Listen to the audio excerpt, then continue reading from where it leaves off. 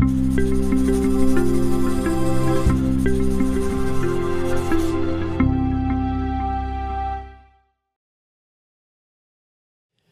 الله الرحمن الرحیم. عرض سلام و ادب و احترام خدمت همراهان گرامی. به امید خداوند آغاز می‌کنیم نقد و بررسی جریان انحرافی احمد اسماعیل بصری رو بر اساس کتاب درسنامه نقد و بررسی جریان احمد الحسن. در پایان هر درسی هم شما شاهد سوالاتی هستید که بعد از پایان درس حتما به این سوالات بدون مراجعه به متن درس پاسخ بدید تا یک مروری هم اتفاق بیفته انشالله. طبق روال نقد جریان ها اولین جلسه رو ما اختصاص میدیم به جریان شناسی اون جریان که ببینیم که اساسا این جریان از کجا آمده، با چه هدفی آمده، دنبال چه چیزی هست، مؤسسین این جریان چه کسانی هستند، چالش های پیش رو چیست و همین رو هم انشاءالله خدمت شما درباره همین جریان تقدیم خواهیم کرد. اما این جریان توسط فردی به نام احمد اسماعیل صالح حسین سلمان داوود هنبوش تأسیس شده. نام پدران این شخصه که این فرد در سال 1968 میلادی در روستای الحویر واقع در جنوب بصره متولد شده و در سال 1992 میلادی از دانشگاه بصره فارغ التحصیل میشه در رشته شهرسازی و در سال 1999 میلادی هم وارد مدرسه علمیه شهید محمد صادق صدر میشه. کمتر از یک سال در این حوزه مشغول به تحصیل میشه و یک باره اعلام میکنه که من فرزند امام زمان هستم. در خواب امام زمان رو دیدم و او در عالم رؤیا به من گفته که تو فرزند من هستی، البته با 4 واسطه و من اومدم که حوزه های علمیه رو اصلاح بکنم. و عجیب است که اولین ادعای احمد اسماعیل بصری یا همان احمد الحسن این بود که من آمدم حوزه های علمیه رو اصلاح بکنم و بعد ادعاها پلکانی میره بالا و به ادعای نبوت و خاتمیت ختم میشه. البته در جریان‌های انحرافی، در فرقه‌های انحرافی شما شاهد این مسئله هستید که فرقه ها میان ادعای نازلی رو اول مطرح میکنن، بازخورد از جامعه میگیرن و کم کم این ادعاها به سمت الوهیت هم میره. شما در جریان غلام احمد قادیانی هم همین رو میبینید، در جریان علی محمد شیرازی که ملقب به باب بود، مدعی بابیت بود، در اون جریان هم همین چیزها رو میبینید. پس این یک روال در فرقه هاست. این آقای احمد اسماعیل هم همین گونه ابتدا آمد و ادعا کرد که من آمدم حوزه های علمیه رو به امر پدرم امام زمان اصلاح بکنم. مدتی تبلیغ خودش رو در واقع ادامه داد و در سال 2000 که با فردی به نام حیدر مشدد چاسب آل منشد آشنا شد، بین خودشون یک تقسیم سمتی کردن و همون موقع اعلام کردن که این آقای حیدر مشدد یمانی است و احمد هم وصی و فرستاده امام زمانه. قد انفتح بفضل الله جل جلاله باب السفارة للإمام المهدي عليه السلام وجعلني سفيرا له وقال لي أنت الآن سفيري ووقع على ذلك بالدم، وبهذا تسقط جميع النيابات إن صحت وتبطل جميع المرجعيات إن قبلت وتنفك جميع الولايات العامة إن وجدت ويحرم تقليد جميع الفقهاء وينسد باب الكذب والافتراء وينفتح باب الصدق والإفتاء. و همون موقع اعلام کردند که این آقای حیدر مشدد یمانی است و احمد هم وصی و فرستاده امام زمانه. آقای حیدر مشدد با این عنوان شروع به تبلیغ کرد. ابتدا تبلیغ خودش رو از میسان که محل تولد خودش بود شروع کرد. خودرویی رو اجاره کردند، بلندگویی رو بر این خودرو نصب کردند و خود حیدر مشدد در شهر میچرخید و اعلام میکرد که ای مردم بدانید که یمانی امام زمان من هستم و پسر امام زمان هم که وصی پیامبر هست، امام 13 هست، او هم آمده در میسان توفیق به دست نیاوردن، اتفاقی نیفتاد، ناچار شدن به سمت ایران بیان با همراهی فردی به نام عیسی المزرعاوی معروف به حاج صالح. اینا بلند شدن آمدن وارد ایران شدن، در منطقه شادگان مستقر شدن و تبلیغات رو از شادگان خوزستان شروع کردن. در سال 1379 هجری شمسی وارد قم شدن و در شهر قم مستقر شدن و به شکل کاملا مخفیانه تبلیغاتشون رو شروع کردن تا سال 1381 هجری شمسی که اقدامی رو شروع کردن از بین حرم حضرت معصومه سلام الله علیها تا جمکران پیاده‌روی کردن، لباسهای سفیدی پوشیده بودند و شعار ظهر المهدی میدادند که طبعا به خاطر انحرافی بودن جریان عده‌ای از اینها دستگیر شد. خود حیدر مشدد دستگیر شد، عیسی المزرعاوی دستگیر شد و فرد سومی که در اون حلقه اصلی بود به نام حسن رازی الکعبی او هم دستگیر شد. خب اینا در مدتی در زندان قم بودن تا اینکه از زندان آزاد شدن. جالب بر این است که در این ایام زندانی بودن حیدر مشدد احمد اسماعیل نه بیانیه‌ای داد نه پیگیری کرد کارها رو و همین مسئله موجب اختلاف بین حیدر مشدد و احمد اسماعیل شد. حیدر به محض اینکه برگشت به عراق شروع کردن به اختلاف با هم دیگه، این گفت تو دجالی، اون گفت تو دجالی و اولین بیانیه رو احمد اسماعیل صادر کرد علیه حیدر مشدد که ای مردم بدانید دجال از میسان است طبق روایت و حیدر مشدد که متولد میسانه این آقا همون دجاله. در مقابل متقابلا حیدر مشدد هم بیانیه‌ای صادر کرد ای مردم بدانید طبق روایتی از امیرالمؤمنین علی علیه السلام دجال از بصره است و چون احمد اسماعیل متولد بصره است پس او دجال بصره است. مدت ها هم دیگر رو نقد میکردن، این کتاب علیه او مینوشت، اون کتاب علیه این مینوشت و نهایتاً این درگیری ها منجر به ترور حیدر مشدد شد که در سال 2005 در شارع حیفا متوجه شدیم که حیدر مشدد به ضرب گلوله کشته شد. اما از اونجایی که عده‌ای باور به یمانی بودن حیدر مشدد داشتند گفتند که حیدر به آسمان ها رفته و روزی برمیگرده و دنیا رو پر از عد و داد میکنه. امروز که در خدمت شما هستیم هم عده‌ای هستند که بر این باورن، فکر میکنن که حیدر مشدد همان یمانی است و روزی برمیگردد و دنیا رو پر از عدل و داد میکنه. بعد از کشته شدن حیدر فضا برای احمد اسماعیل بصری کمی راحت‌تر شد، آزادتر شد و ادعاهای خودش رو روز به روز هم افزایش داد و هم سعی کرد که سیستم و تشکیلات فرقه خودش رو تقویت بکنه. اما ادعاهای احمد چیست؟ اینو ابتدا بگم خدمتتون که بدونید که با کدوم مدعی با چه ادعاهایی ما مواجه هستیم. احمد اسماعیل یا همون احمد الحسن این آقا میگه که من یمانی هستم. یک، ادعا میکنه فرزند با واسطه با 4 واسطه فرزند امام زمان هستم. 2، خودش رو فرستاده امام زمان علیه السلام میدونه، خودش رو معصوم میداند، خودش رو فرستاده خدا میدونه، یعنی حجت خدا میدونه. میگه که من همان قائمی هستم که در روایات به من اشاره کردن و من قیام میکنم و دنیا رو پر از عدل و داد میکنم و اون کسی که یملأ الارض عدلا کما ملت ظلما و جورا میکند من هستم. من همان مهدی هستم که در روایات بهش اشاره کردن و جالب است که خودش رو عصای موسی هم میداند، خودش رو ناقه صالح هم میداند، خودش رو سنگ حجر الاسود هم میداند. ادعا میکنه که خون امام حسین علیه السلام به خاطر من بر زمین جاری شد. نبوتی که برای خودش ادعا میکنه میگه که رسالت من و جایگاه من مانند نبوت نوح است، مانند نبوت عیسی است، نبوت موسی است و مانند نبوت پیامبر اکرمه.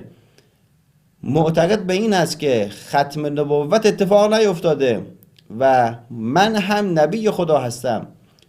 و این نوع ادعاها که 60 ادعا تقریبا در کتاب درسنامه در همون درس اول شما میتونید ببینید، ادعا رو شما در کتاب درسنامه میتونید ببینید که این فرد چه ادعاهای عجیب و غریبی رو از خودش صادر کرده. و من معمولا میگم این رو که رکورددار بین مدعیان دروغین مهدویت همین آقاست که اگر شما به سایر مدعیان مراجعه بکنید میبینید که بیشترین ادعا رو آقای احمد اسماعیل به خودش اختصاص داده، ادعاهایی که هیچ پایه و اساسی ندارد و همینجور ادعا کرده دیگه. ادعاهای فله‌ای و کیلویی متاسفانه در این جریان ما میبینیم از این فرد. خب این آقای مدعی بعد کشته شدن حیدر مشدد فضا براش فراهم شد و شروع به تبلیغ کرد. در عراق 16 دفتر رسمی تأسیس کرد، دانشگاه تأسیس کرد، حوزه علمیه تأسیس کرد، مبلغان خودش رو ساماندهی کرد و به کشورهای مختلف فرستاد. در پاکستان، در افغانستان، حتی به کشورهای اروپایی مبلغ فرستاد و اونها اونجا دارن تبلیغ میکنن. در حال حاضر هم مبلغانشون در کشورهای مختلف دارن تبلیغ میکنن. مواجه شد با یک معارض جدیدی.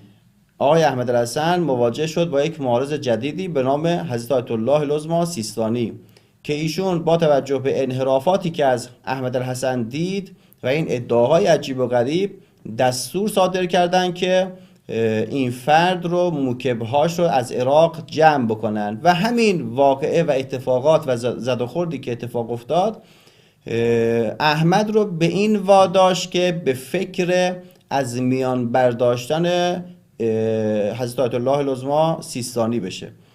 لذا ناچار شد بیاد با یک فرقه دیگری متحد بشه، با جندالسما که یک جریان بسیار مخوفی بود و شبه نظامی هم بودن، به سرکردگی ضیا عبدالظهر الگرآوی که این آقا هم متاسفانه از فارغ التحصیلان مدرسه علمیه شهید محمد صادق صدر بود که یک مدعی دروغین دیگری بود و ادعا داشت که روح امیرالمومنین در جسم من حلول کرده و من قاضی آسمان ها هستم و کتابی هم اتفاقا به همین اسم این فرد داره. در سال 2007 با هم متحد شدن که در 10 محرم اینها به سمت نجف حمله بکنن و این مرجع عالی قدر رو ترور کنن، به شهادت برسونن. و عجیبه که خب اینا در منطقه‌ای به نام الزرگه در یک مزرعه‌ای پادگان زیرزمینی درست کرده بودن و آماده بودن که در 10 محرم که روز عاشوراست و مردم از سمت نجف و شهرهای مختلف به سمت کربلا میرن و عملا شهر نجف خالی و سکنه میشود، حمله کنن و این اتفاق رو رقم بزنن. که جالب است که در 9 محرم یک هلیکوپتر امریکایی از بالای اون مزرعه در حال پرواز بوده. یکی از نگهبانهای پادگان الزرگه به شکل عجیب و بدون اراده اتفاقاً به سمت این هلیکوپتر تیراندازی میکنه و این میشود که اصلا پادگان لو میره. پلیس عراق وارد عمل میشه و حمله میکنه به اینها و عده‌ای از اینها دستگیر میشود، عده‌ای از اینها کشته میشوند و در خبر رسمی عراق هم این واقعه رو نشون میدن و اونجا بعضی از بزرگانشون میان اعتراف میکنن به انحرافی بودن جریان، به این که ما پولهامون رو از کدوم کشورها میگیریم و بعد هم اگرچه اینها همون کسانی که اعتراف کردن به انحرافی بودن جریان مثل آقای سید حسن حمامی بعد دوباره برگشتن به آغوش این جریان و امروز از بزرگان مکتب انحرافی احمد اسماعیل بصری هستند. تواردت في كربلاء بعد انتهاء زيارة 10 من محرم أنباء عن تواجد عناصر من تنظيم جند السماء وأنصار اليماني، مما دفع قوات الأمن لمداهمة عدد من المواقع المشتبه بها في حملة أسفرت عن اعتقال عدد من عناصر التنظيمين. المسؤول الأمني للجناح العسكري لتنظيم المهدي اليماني هو أحد المعتقلين في حملة المداهمات، والذي تحدث للحرة عن تفاصيل مجيئه لكربلاء واعتقاله فيها ومصادر تمويل التنظيم. سعدي حمد نعيم حمد القطراني من البصرة. أنا المسؤول الأمني كنت للحسينية ومدرسة أنصار الإمام المهدي بالبصرة التابعة للسيد أحمد حسن اليماني، وكنت مسئول الخط العسکری. پادگان الزرگه که شکست خورد، خب جریان دچار یک تشتت هایی شد. احمد اسماعیل که کلا ناپدید شد، جریان احمد دچار انشقاقاتی شد و تا کنون که این جریان همان جریانی بود که سوار بر مکتب نجف بود، حالا یک شق دوم رو به خودش میبینه، شاخه دوم رو به خودش میبینه و اون هم شاخه رایات سود هست. عده‌ای به سرکردگی فردی به نام عبدالله هاشم، همون مستندساز معروف که مستند ظهور رو ساخت، شروع کردن گفتن که شما انحرافی هستید، به مکتبی ها گفتن. و احمد الحسن همون شبی که از زرگ شکست خورد اومد 12 نفر از ما رو برداشت برد محضر امام زمان و امام زمان علیه السلام فرمودن که شیوخ مکتب باطلند، اینها مال حرام میخورند و از اونها دوری بکنید. و علیه هم دیگه شروع کردن به بیان دادن و اتفاقا گفتن که احمد اسماعیل هم پیش ماست، مکتبی ها علیه رایاتی ها، رایاتی ها علیه مکتبی ها، شروع کردن به صدور بیانیه و اعتراض و لعن و حتی فحاشی کردن و فیلم ها اینها در یوتیوب هست، میتونید دانلود کنید و فیلم های اینها رو ببینید شما. بعد این اتفاق دیدیم که شاخه سوم به وجود اومد، شاخه احلاس رو دیدیم که اینها گفتن که ما طبق روایت کون و احلاس بیوتکم موظفیم که فعلا زیراندازهای خونمون باشیم. با یک فاصله ای شاخه چهارم به وجود اومد، شاخه جیش الغضب رو دیدیم که اینا گفتن نه ما طبق روایتی یمانی رو امیر جیش الغضب میدونیم و باید شروع بکنیم به جنگ و خونریزی و کشتار و اینها. لذا الان که در خدمت شما عزیزان هستیم، این جریان دارای 4 شاخه است و هر شاخه نسبت به شاخه دیگر اعلام براءت میکنه و همدیگه رو قبول هم ندارن، حتی در مطالب علمی هم با همدیگه مخالفت دارن. مثلا مکتب نجف معتقده که سایتی که دارن و صفحه فیسبوک که دارن اینها تحت نظر احمد اسماعیل هست، کتاب‌هایی که منتشر میشه کتاب‌هایی است که احمد تایید کرده، در حالی که شاخه‌های دیگر، شاخه‌های سگان دیگر هیچ کدوم از این کتاب‌ها رو قبول ندارن و میگن اینها نوشته و ساخته شیوخ مکتب نجف هست، سایت رو قبول ندارن، صفحه فیسبوک رو قبول ندارن و همینطور با همدیگه همیشه شب و روز در اختلاف هستند و همدیگه رو قبول نمی‌کنن. این جریان که به این حد رسید از سال 2007، از پایان 2007 تا سال 2012 این جریان رسما دیگه ازش خبری نبود تا 2012 رسید و کم کم دیدیم که زمزمه جریان دوباره به گوش میرسه در ایران و در کشورهای دیگر و تبلیغات خودشون رو بیشتر هم کرده بودن. اتفاقا گویا اینکه این چند سالی که اینها نبودن یک زمان برای بازسازی خودشون بوده که جان دوباره بگیرن و دوباره شروع کنن برای تبلیغ و این مسائل، که در سال 2012 در کشورهای مختلف، در شهرهای مختلف شروع کردن و مکتبی ها بیش از رایاتی ها و احلاسی ها و جیش الغضبی ها تبلیغ کردن و شاید هم بگم در بین مریدانشون مکتبی ها مریدانشون بیش از سایر شاخه های انحرافی هست که این جریان داره. در حال حاضر خود جریان مکتب نجفشون هم دچار اختلافاتیه. یعنی الان شما در جریان مکتب نجف شاهد 2 مجموعه اید، یکی مجموعه وارثین ملکوت و دیگری مجموعه آخرالزمان که آخرالزمانی ها ملکوتی ها رو قبول ندارن، ملکوتی ها آخرالزمانی ها رو قبول ندارن.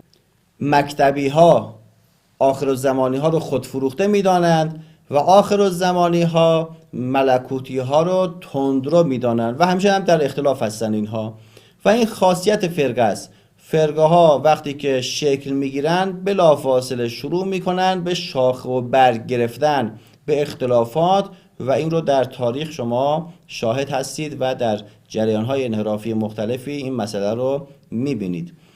آقای احمد اسماعیل وصیری خب تا اون سال که هیچ خبری ازش نبود تا رسید به سال 2017-18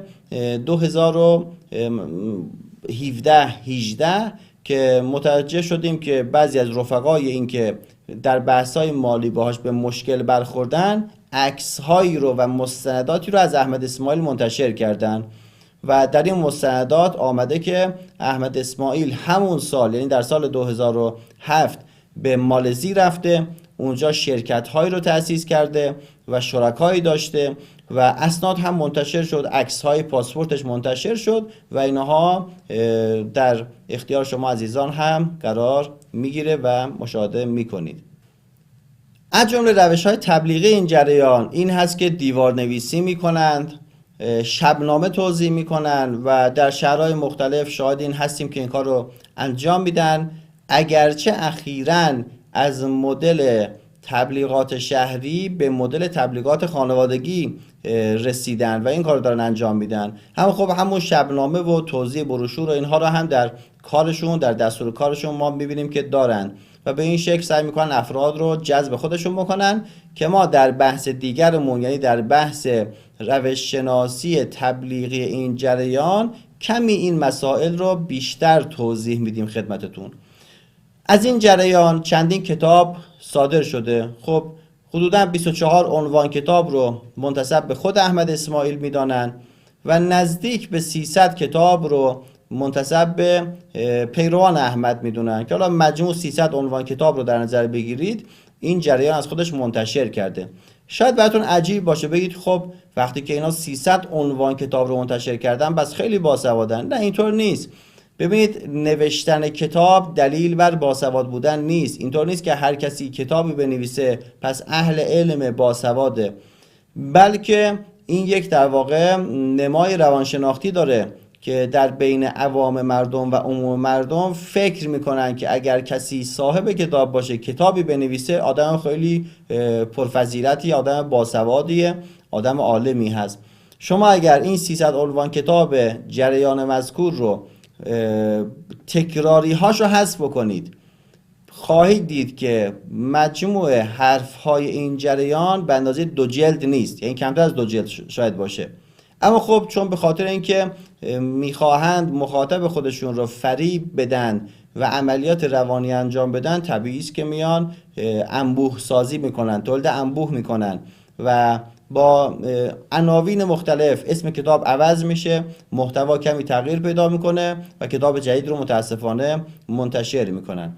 در این کتاب هاشون که خب در بعضی از کتاب هاشون بحث های تفسیری رو سعی کردن بگن، در بعضی از کتاب هاشون سعی کردن بحث های فقهی رو بگن، در بعضی از کتاب ها بحث های کلامی و ادله احمد رو بگن که عرض کردم مجموع این کتاب ها اگر حذف تکراری ها بشود 2 جلد بیشتر نیست و اگر شما بخواهید مجموعه حرفای اینا رو بخونید، کتابی است به نام کتاب جامع الادله که اغلب اتباع احمد هم همین رو خوندن.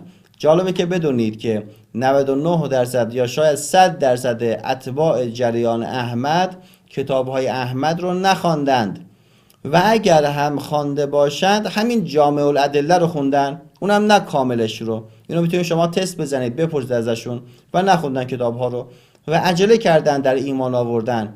نه تنها از شیعه چیزی نمیدونن، بلکه از خود جریان احمد هم چیزی نمیدونن.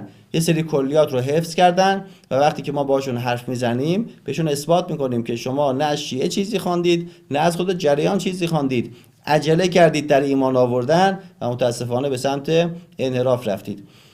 یکی از چیزهای عجیبی که در جریان هست این است که اینها معتقدن احمد میتونه نسخ شریعت بکنه، یعنی احکام رو عوض بکنه، کم و زیاد بکنه.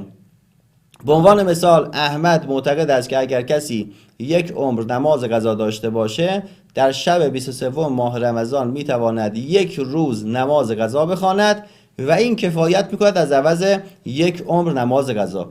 و موارد مختلفی هست و خود احمد میگه که شاید تعجب میکنید از این نسخی که من آوردم، شما در آینده شاهد نسخهای بزرگتری خواهید بود، یه چیزای عجیب و غریبی من خواهم آورد که تا به حال در عمرتون ندیدید. هكذا في مقدم الرأس ويسحب إلى والأفضل يسحب إلى أسفل، يجوز المسح إلى أعلى ولكن مكروه، والمسح مرة واحدة كده انتهينا من المسح. الدعاء يقول اللهم غشني رحمتك وبركاتك، الإنسان بيمسح الرأس يقول اللهم غشني رحمتك وبركاتك. هنيجي نمسح فريضة الرجلين، الرجلين مسحهم فريضة، فهنمسح اليد اليمنى بالرجل اليمنى، نمسحها باليد اليمنى، من الكف هذا، من طرف الكف هنا نحطه على أطراف أصابع القدم اليمنى ونمسح كله هكذا لغاية الكعب. هذا الكعب اللي هو قبة القدم. هذا هو الواجب. المستحب الذي بينه لنا مولانا أحمد الحسن عليه السلام ولم يوجد عند أحد غيره عليه السلام هو هذه المسح اللي هو هكذا اللي بيسموها التحجيل، علامة التحجيل مرة واحدة كده هنا. والدعاء يقول اللهم ثبت قدماي على الصراط يوم تذل فيه الأقدام. و حتی از اون باورهای عجیب و غریبشون من به شما مثال بزنم چند مورد رو که در همین جلسه اول آشنا بشید با طرز تفکر این جریان. نگاه تکفیری جریانه که در این جریان مخالفین رو محترم نمی شمارند، یعنی نه اموالشون رو نه جانشون رو. به عنوان مثال از احمد سوال میکنن، میگن که آقا یکی از همسایه های ما مخالف شما هستند، آیا ما میتونیم اینترنت او را هک بکنیم، وایفاش را هک بکنیم و بر علیه خودشان و در راه شما صرف کنیم؟ میگه اشکال نداره اگر توانستی این کار رو انجام بده. یعنی مجوز دزدی رو صادر میکنه برای اتباعش. در جای دیگه سوال میکنه شخصی، میگه من کارمند شرکتی هستم، بنا هست که هزینه ایاب ذهاب من رو صاحب شرکت بده. اگر من این هزینه رو 2 برابر از او بگیرم، در واقع من کمتر هزینه رو میدم، 2 برابر ادعا بکنم و اون الباقی رو برای خودم بردارم یا در راه شما صرف بکنم، آیا مجازم این کار رو انجام بدم؟ میگه بله، مخالفین ما مالشون محترم نیست و میتونید این کار رو انجام بدید. در کتابی که به نام شرایع الاسلام منتشر کرده، در این کتاب اتفاقا تصریحش دیگه خیلی واضحه، یعنی خیلی صریح هست این مخالفتش و میگه که یکی از مصادیق نجاست چه کسانی هستن؟ کسانی که مخالف مهدیین باشن. مهدیین رو بعداً توضیح میدیم که خودش رو یکی از مهدیین میداند و در حالی که در باور شیعه چیزی به نام مهدیینی که بعد از قائم باشد وجود ندارد و بحثش در جای خودش مفصل توضیح داده خواهد شد. و میگه که مخالفین ما هم نجسن هم ناسبیان و حکم ناسبی هم که محدورالدم بودن است. از باورهای عجیبش بازم بگم خدمت شما که بیشتر آشنا بشید با طرز تفکر جریان، این هست که مخالفت با اهل بیت داره. خب مگر این آقا نمیگه که من وصی امام زمان هستم، من ادامه دهنده راه اوصیا پیامبرم، من وصی هستم، وصی پیامبرم؟ پس چگونه ممکنه که این آدم مخالف اهل بیت باشه و توهین بکنه به اهل بیت؟ از احمد سوال میکنن در کتاب المتشابهات که آقا مصداق انسان در والعصر ان الانسان لفی خسر چه کسی است؟ خب ما وقتی که مراجعه به روایات میکنیم میبینیم که ناسبی ها رو همان انسانی میدانن که دچار خسران شده، یا کفار رو مصداق همون انسانی میدانن که دچار خسران شده. یا روایتی داریم که ان الانسان لفی خسر الا علی. احمد چی جواب میده؟ میگه که مصداق انسانی که دچار خسران شده است علی ابن ابی طالبه. خب خیلی حرف عجیبیه این. یا در جای دیگه سوال میپرسن، میگن که آقا حضرت امیرالمؤمنین در دعا میگوید که الهی عقلی مغلوب و هوایی غالب. این چیست؟ این چه هوایی است؟ این چه غلبه است که اتفاق افتاده؟ به طرز عجیبی جواب میده، میگه که چون علی ابن ابی طالب علی علیه السلام دچار منیت و ظلمت شده است، لذا از خداوند این دعا رو میخواد و مطالبه میکنه که ما بعداً میرسیم نقد میکنیم این حرفا رو انشالله.